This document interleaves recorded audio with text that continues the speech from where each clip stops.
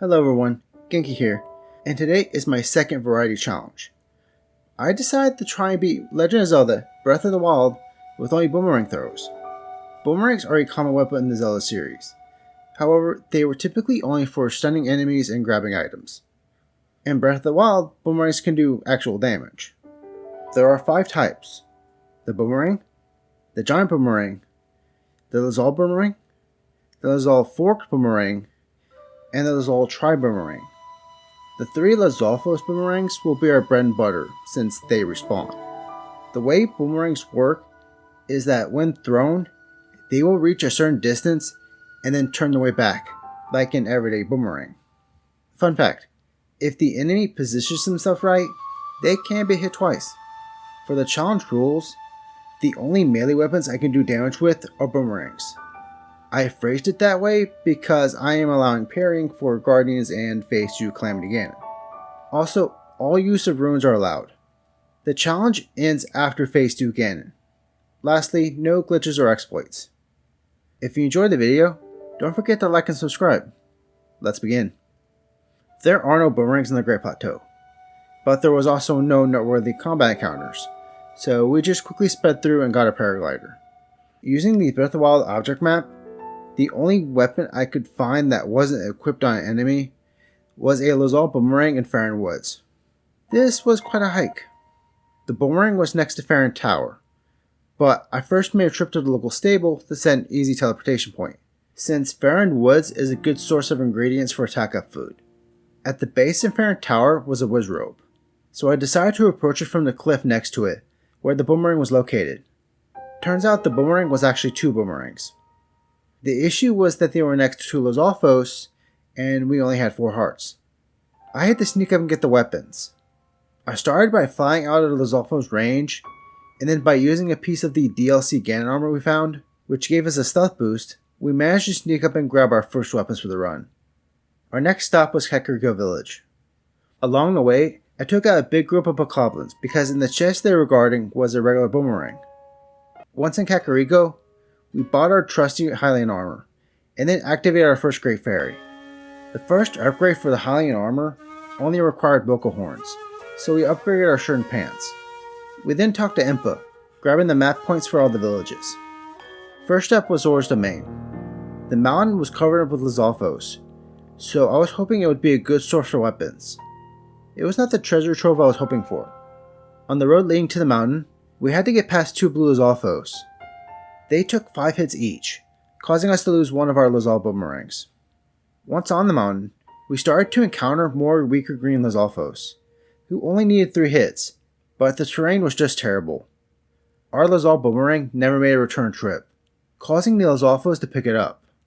But then the Lazalfos just gave us back our boomerang. Sweet! I managed to catch the boomerang in mid-air, allowing us to finish off the Lazalfos. We might need to start running from some of these encounters. We were managing to get some weapons, but we were definitely not on an even playing field with those Lazalfos, especially when I discovered that our boomerangs could not go over bridges. Once past the bridge, we had to go through a large enemy camp. This would have not been that bad if it wasn't for the archers with shock arrows, and the blue Lazalfos with forked boomerangs. A forked boomerang would help us a lot, but I'm not winning this gang fight. Past the encampment, we have a large bridge, and a fight with a blue moblin. I tried to defeat the moblin, but again the bridge was making it difficult. There were holes in the bridge allowing for the boomerang to go through, but the hitbox was just iffy. I just made a run for it. The only challenge remaining on the mountain was the electric Wizrobe, an enemy that was for once on flat ground, even if it was floating. The Wizrobe had a lot more health than the previous Lazalfos, but there was one thing that made the fight easier than the Lazalfos. The Wizrobe can be stunned. This gave us good openings to attack, but with the Wizrobe having so much health, I decided to use one of our attack up foods, which allowed us to take out the monster with only 4 hits. Past that, it was an easy glide down to Zora's Domain. I decided to activate the shrine first because I had a bone to pick with the blue Lazalfos. I first took out one of the archers, but then as I went to attack the blue Lazalfos, a green one noticed us first. Thankfully, the battle was just 1v1, so we took it out easily. The blue Lazalfos, on the other hand, was not easy. Thanks to its shield, Every time we attacked, the boomerang merely pushed the shield out of the way and did no damage. We had to wait for an opening, like after Lizolfo's jump attack. We lost 2 weapons battling this single enemy, but in return, we got something quite strong. I felt 2 boomerangs were not enough to take on our first boss, so I went around Hyrule searching for more weapons. On my search, I found 2 blue bokoblins, each wielding a Lizal boomerang. The bokos only took 4 hits each, so I decided to save this spot for future weapon grinding.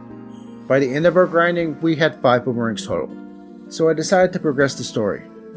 First, we had to get our Zora armor from King Dorphin, but then we had to deal with the Lionel.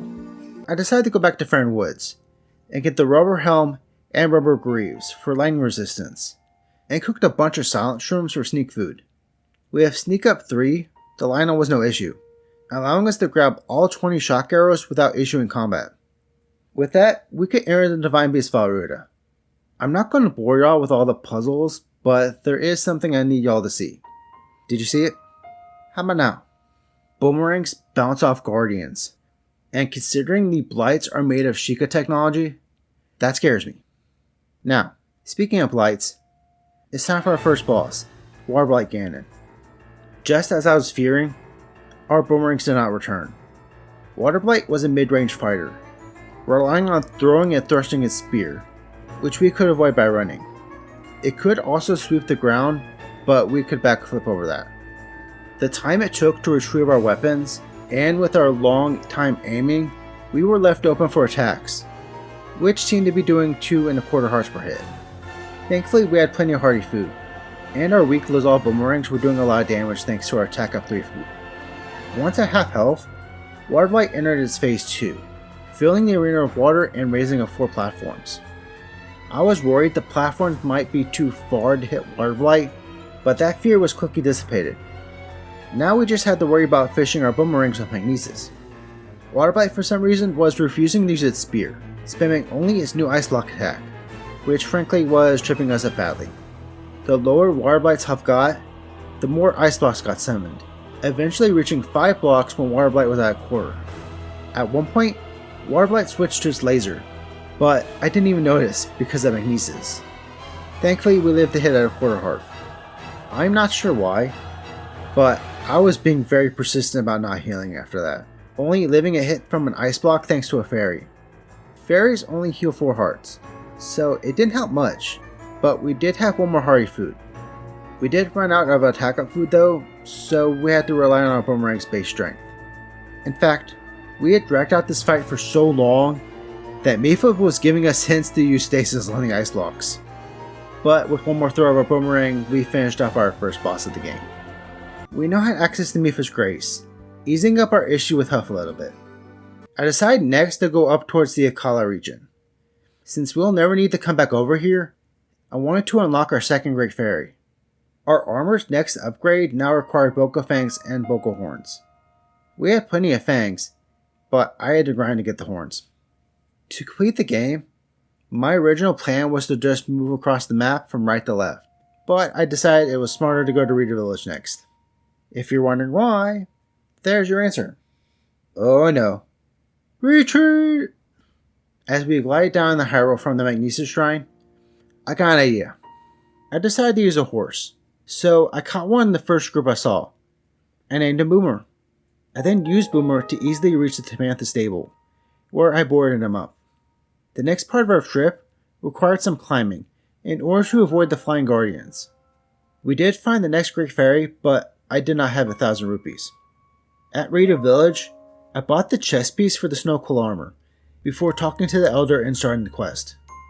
I then immediately regretted buying the chest piece, because when I flew over to the snowy field outside the flight range, I realized we needed 2 pieces of snow-resistant armor.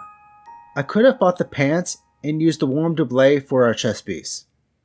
Now, I know I can go back and fix that, but I'll just live with my decisions and spend more money on the pants.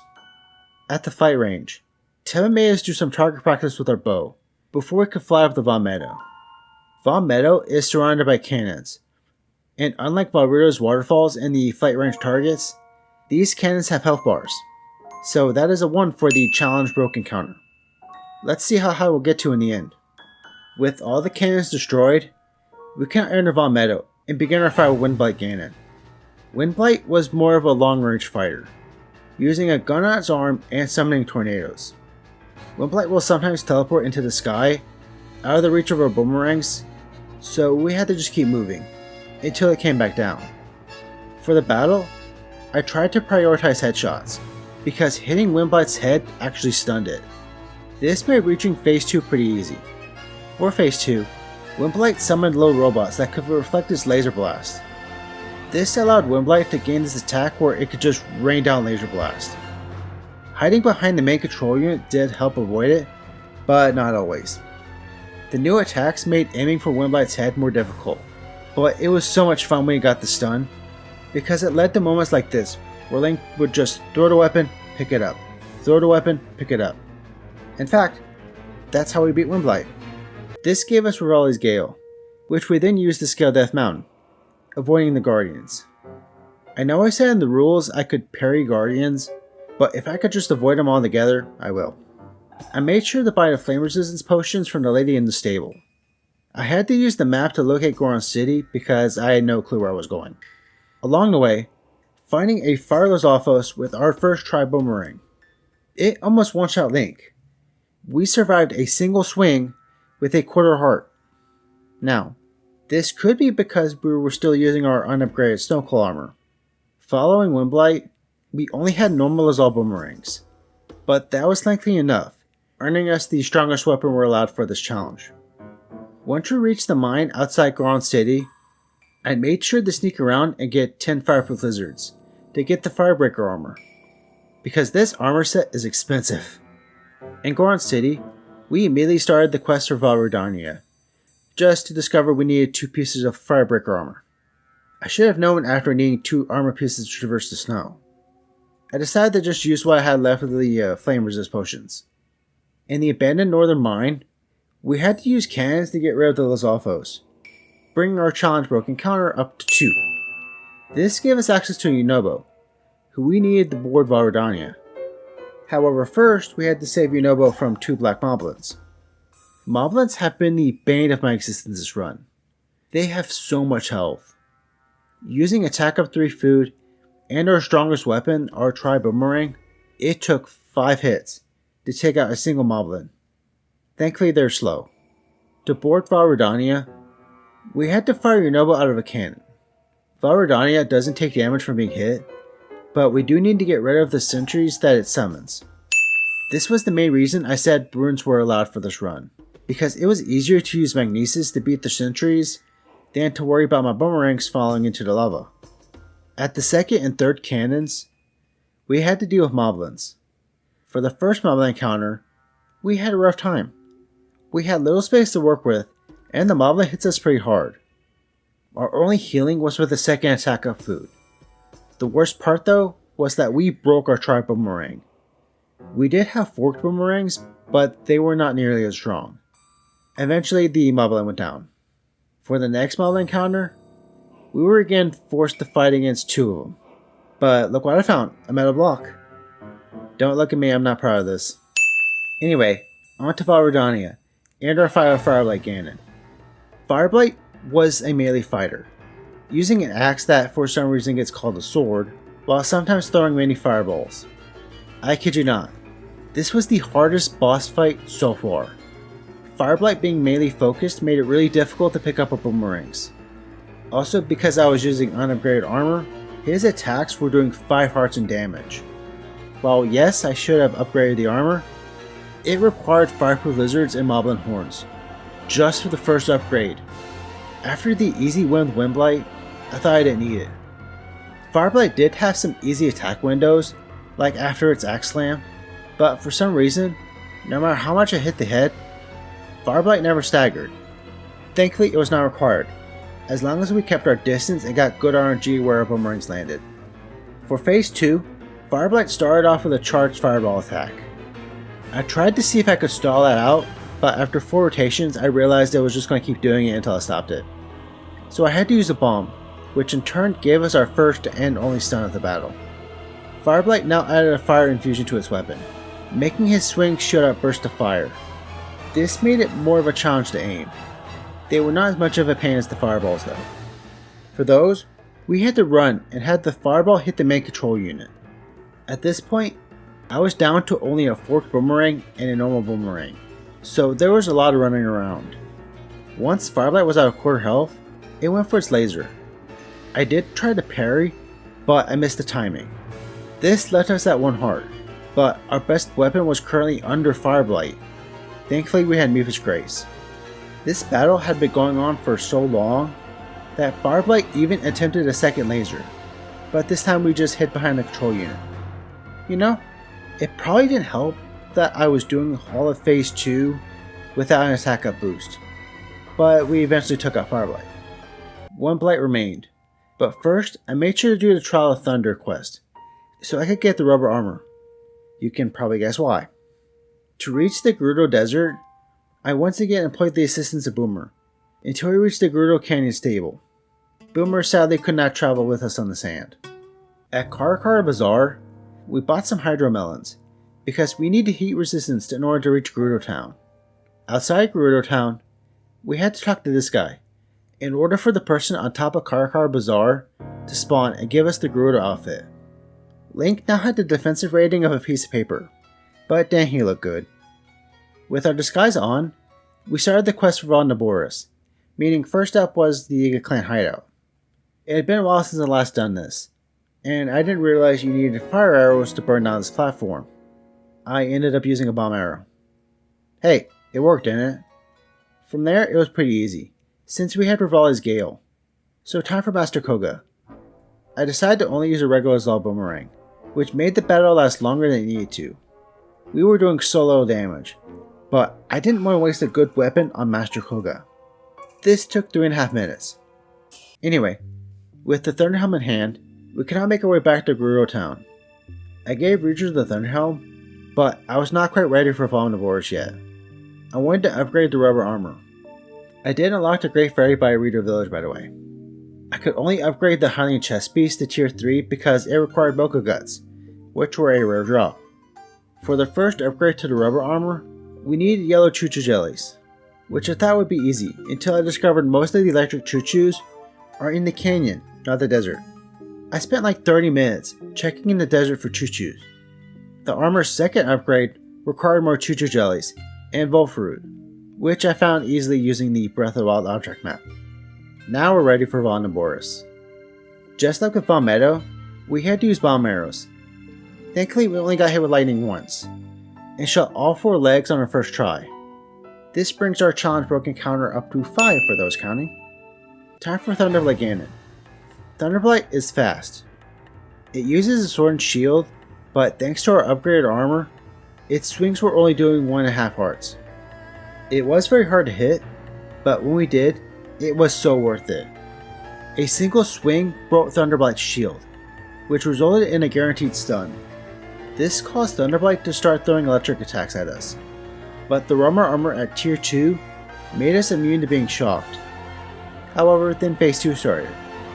Thunderblight started off with its pillar attack, where it stayed high in the air. I was worried I needed to use Magnesis to get down, because it was just spamming this attack. Thankfully, we managed to get on the platform above, and strike Thunderblight down. This time, I did remember to renew our attack buff.